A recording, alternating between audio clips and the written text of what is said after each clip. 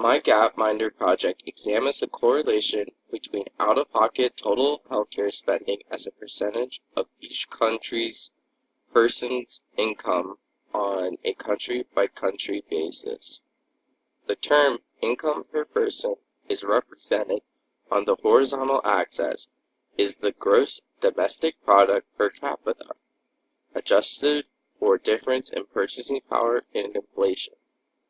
The phrase out-of-pocket total healthcare spending running on the vertical axis illustrates the ratio of a consumer's total healthcare costs paid spending out-of-pocket or directly by the consumer as compared to their annual income, again on a country-by-country basis. The graph, which is generated by the Gapminder Foundation. Gapminder is an independent Swedish foundation with no political, religious, or economic affiliations. Gapminder is a fact tank, not a think tank.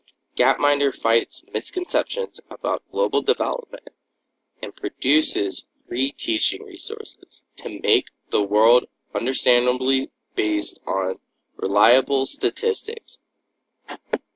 My hypothesis is that each person's income and each person's out-of-pocket total healthcare spending are negatively correlated. When a person's income increases, that person pays less out-of-pocket healthcare costs as a percentage of their income due to their ability to purchase healthcare insurance.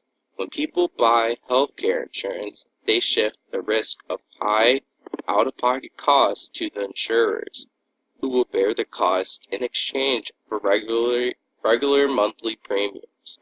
As incomes increase, the graph indicates that each person's out-of-pocket healthcare spending as a percentage of their income falls. The graph begins in 1995 and ends in 2010. First, let's look at out-of-pocket total healthcare spending in the United States.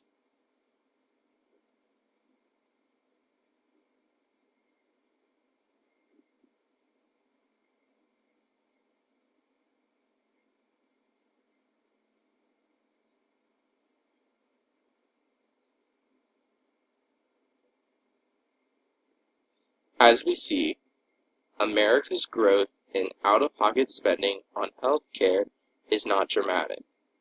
These numbers show that because per capita Americans make significantly more than people in other countries, Americans can purchase the healthcare and shift large out-of-pocket healthcare spending to insurers. Some countries with large populations but with low income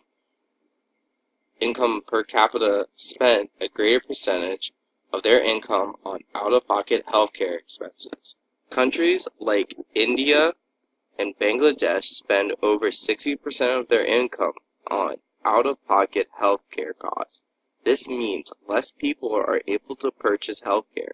In India, in which it has a huge population, illustrates my hypothesis.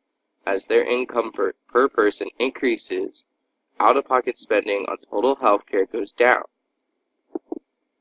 Take a look at China, which follows the same trend lines as India.